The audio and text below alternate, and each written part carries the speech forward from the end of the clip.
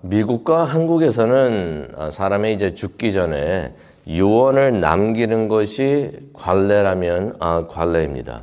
근데 이스라엘에서는 약간 다른 관례가 있습니다. 아버지가 숨을 거두기 전에 자녀들을 축복하는 그런 관례가 있습니다. 그래서 대표적인 것이 이제 창세기 49장에 나오죠. 야곱이 이제 죽기 전에 자녀들을 모아가지고 이제 축복하는 그러한 모습이 나옵니다. 신명기 33장은 모세가 죽기 전에 이스라엘 백성들을 이제 축복하는 그러한 내용이 되겠습니다. 지난 40년 동안 이스라엘을 한 민족으로 이끌었고 또한 시내산에서 하나님의 언약을 십계명을 받아오면서 이스라엘의 법도 세우고 율법이 어떻게 보면 이스라엘의 헌법이 되는 거죠. 이스라엘의 민족이 세워지면서 헌법도 그렇게 세우게 하고 어떻게 보면은 모세가 이스라엘의 아버지라고도 할 수가 있는 것입니다. 그러한 모세가 이제 한 가정이 아닌 한 민족의 아버지로서 이스라엘을 마지막으로 이제 축복하는 그러한 내용을 우리가 보게 되겠습니다. 그런데 이전에 말씀드렸던 야곱의 자녀들을 축복했던 그 야곱의 모습과는 좀 다르구나 하는 것을 우리가 깨닫게 되는데요. 야곱은 자녀들을 축복을 하면서 어떻게 했냐면은 자녀들의 잘못되고 죄 지은 것들을 다 밝혀냈어요.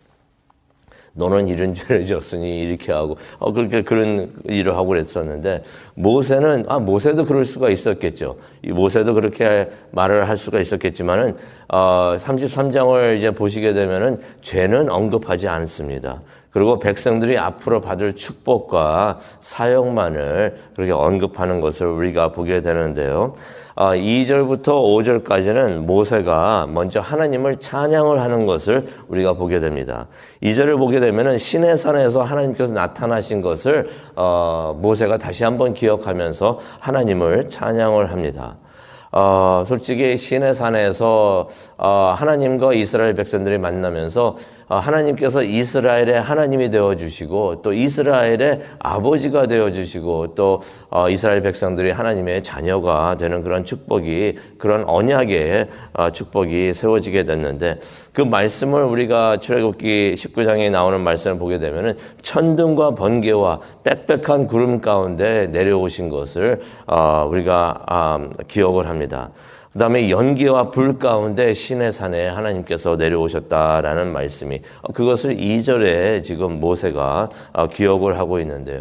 얼마나 웅장한 모습으로 위험한 모습으로 하나님이 그 위험한 자태를 나타내시면서 내려오신 것을 우리가 보게 되는데 그때가 이스라엘 백성들에게는 무척이나 중요했던 순간이었습니다.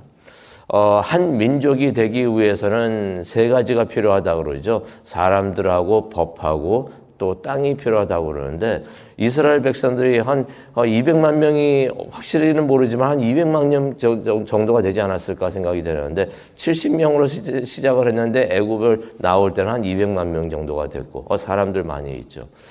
이제 헌법이 필요한데 헌법을 시내산에서 주셨잖아요. 십계명하고 율법을 이렇게 주셔가지고 그런 헌법이 생기고 이제 사람들도 있고 이제 헌법도 생겼으니 뭐만 필요합니까? 이제 땅만 필요하잖아요. 그 땅을 이제 가나안 그 땅을 하나님께서 이제 주시는 그러한 일이 되는데 얼마나 그게 감격적이고 중요한 순간이었기 때문에 모세가 그것을 기억하는 것을 이제 보게 됩니다. 그러면서 이제 6절부터 25절까지는 이제 모세가 이스라엘의 각 지파들을 축복하는 내용을 나오는데요. 간단히 그 내용을 보게 되면은 르우벤을 먼저 축복을 합니다. 6절에 나오는데요. 어떤 내용의 축복을 하냐면은 비록 그 수는 적으나 잘 살게 하여 주옵소서라고서 모세가 축복의 기도를 합니다. 절대로 망하지 않게 하여 주옵소서라고 그렇게 축복을 합니다. 이전에는 어떻게 보면 저주라면 저주를 받았던 그런 지파가 되는데 모세가 축복을 해줍니다. 절대로 망하지 않게 해주시고 잘 살게 하여 주옵소서. 유다 지파를 축복을 하는데요. 7절에 나옵니다. 유다의 부르짖음을 들어주소서. 무슨 말입니까? 유다의 기도를 응답해 달라는 축복의 말씀인 것입니다. 전쟁에서 승리하게 해달라고 하는 그런 축복의 기도를 합니다. 또 8절과 11절을 보게 되면은 레위 지파에 대해서 축복을 하는데요. 모세도 또 아론도 레위 지파의 소속이었었는데 제사장으로 선별된 지파인 것입니다. 어떤 축복을 하는가? 주의 법도를 야곱에게 가르치게 하소서. 하나님의 말씀을 백성들에게 가르치게 하여 주옵소서라고 축복을 합니다. 베냐민 지파 12절에 나오는데요. 하나님으로부터 사랑을 받고 주 안에서 안전하게 하여 주옵소서라는 내용의 축복을 해 줍니다. 요셉은 어떠한가? 13절에 나옵니다. 그들의 땅이 복받게 하시되 비와 이슬을 내려서 복을 받게 하여 주옵소서라고 축복을 합니다. 스브론 지파는 18절과 19절에 나오는데요. 이들이 사업을 할 때 번창하게 하여 주옵소서. 아주 좋은 축복의 내용들만 말하는 것을 우리가 보게 됩니다. 이사갈은 어떠한가? 18절과 19절에 나오는데요. 집에 재산을 쌓아두게 하여 주시옵소서. 재산을 쌓게 하는 그러한 축복을 해 주옵소서라고 말을 하는 것을 우리가 보게 됩니다. 갓 지파는 어떠했는가? 20절부터 21절에 나오는데요. 그들의 영토를 광대하게 하여 주옵소서라고 모세가 축복을 합니다. 단 지파는 어떠하는가? 22절입니다. 바산에서 뛰어나오는 사자의 새끼로다라는 말을 합니다. 사자면 사자지 사자의 새끼는 또 무엇인가 하는 생각이 드는데 새끼라는 것은 무엇을 의미를 합니까? 아직 성숙하지가 못하다는 것이죠. 근데 사자의 새끼라고 합니다. 우리가 그런 말을 하잖아요.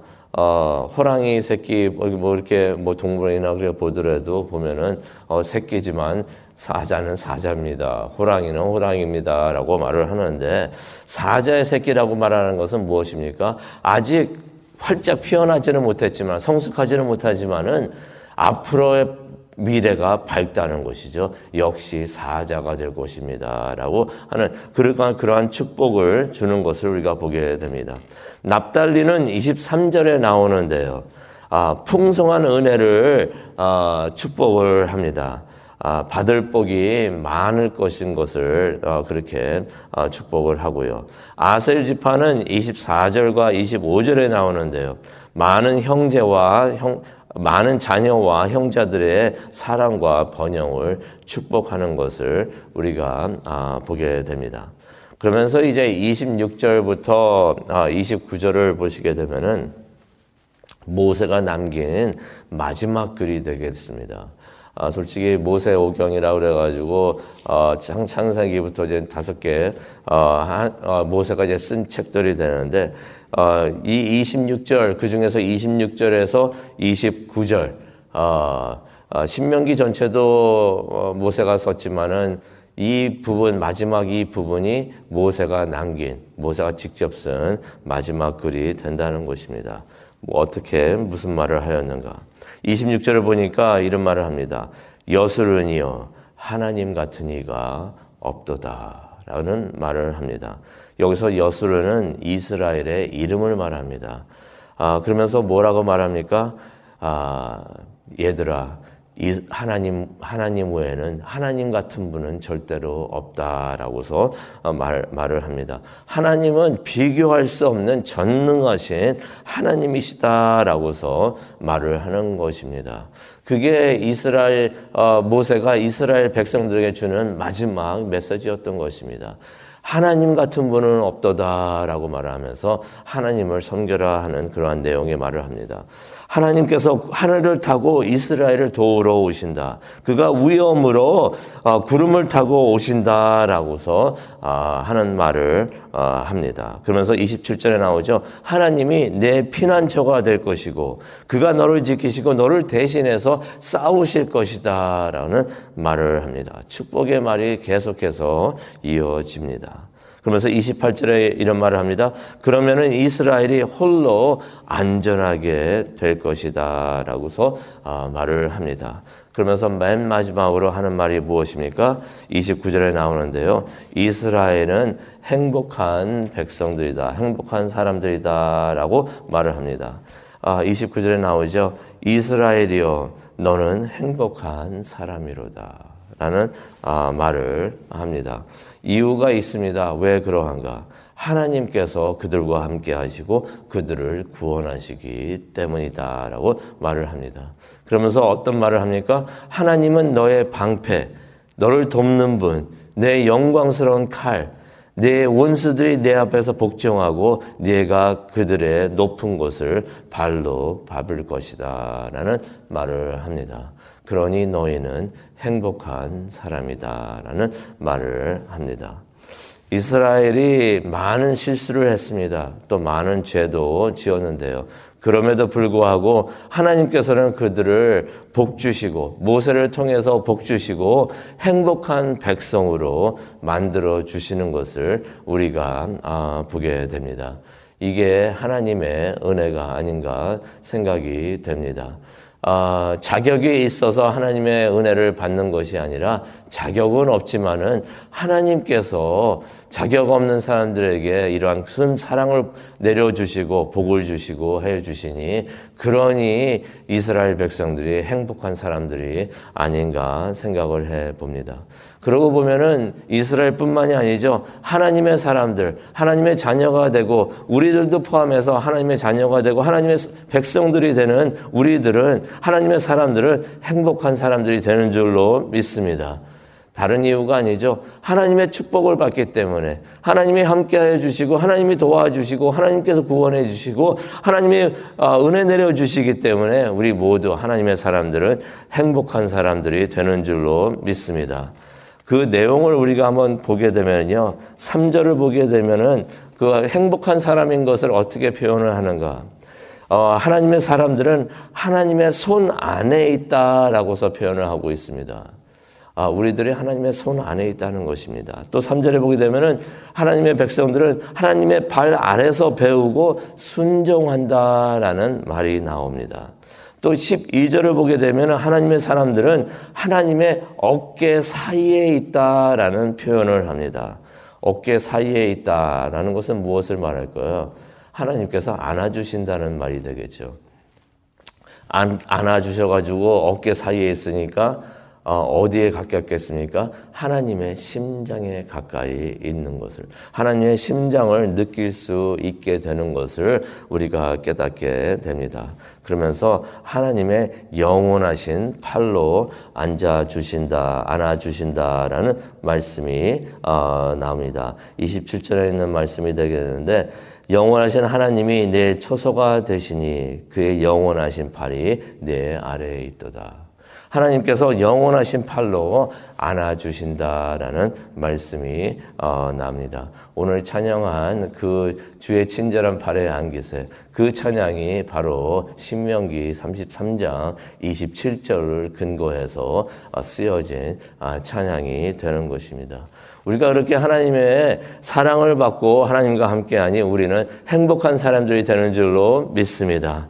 우리가 항상 감사하면서 어려운 시련이 오고 힘든 시간이 오더라도 나는 행복한 사람이다, 우리는 행복한 사람이다 라는 것을 기억하면서 살아가는 우리 모두가 되기를 간절히 축원합니다. 기도하시겠습니다.